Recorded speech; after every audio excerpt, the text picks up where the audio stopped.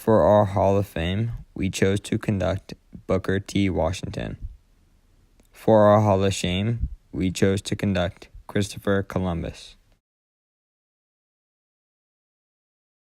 Booker T. Washington. He was the first African American to be invited to the White House. Although small, minuscule milestones like this paved the way for bigger accomplishments for African Americans. With the aid of ghostwriters, Washington wrote a total of 5 books in the years 1900 and 1912. The Story of My Life and Work, Up from Slavery, The Story of the Negro, The Rise of the Race from Slavery, My Larger Education, and The Man Farthest Down. Washington rode the progressive wave, thriving during these times, gaining traction as his ideas were heard and people sought to agree with him. To those of my race, I would say, cast down your bucket where you are. Cast it down in making friends with the southern white man who is your next door neighbor. Cast it down in agriculture, mechanics, and commerce and domestic service. No race can prosper until it learns that there is as much dignity in tilling a field as in writing a poem. It is at the bottom of life we must begin, and not at the top. Booker T. Washington. Excerpt from Booker T. Washington's Atlanta Compromise speech in 1895. This was Washington's catchphrase and emphasized the importance of working towards equality instead of being gifted it at once. Booker T. Washington helped to form schools to educate African Americans in order to improve their status in society. This shows Washington's hands-on work throughout his time as an activist. This separates Washington from others, as he was willing to carry out actions in order to achieve equality instead of protesting and calling out the injustices in society.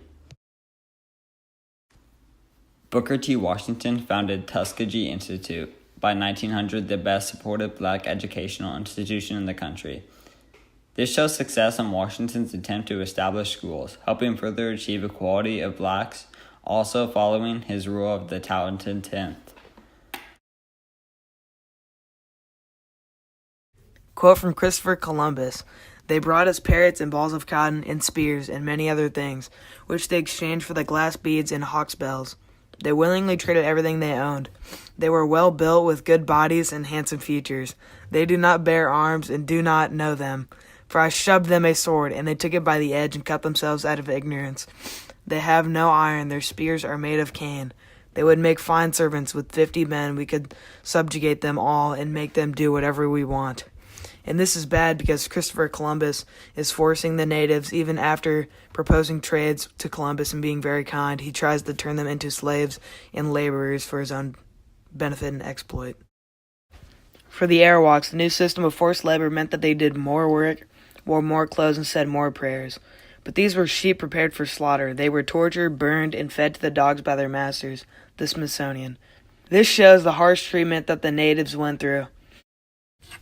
In 2 years' time, approximately 250,000 Indians on Haiti were dead. Many deaths included mass suicides or intentional poisonings, or mothers killing their babies to avoid persecution in Indian country today. This shows the impact that Columbus made after exploiting the natives for labor use and other psychological effects.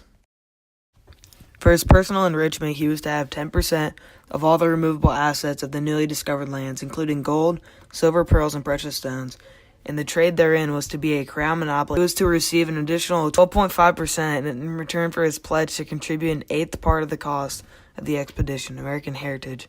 This shows the greed that Columbus possessed, and that is another reason why he should be inducted to the Hall of Shame.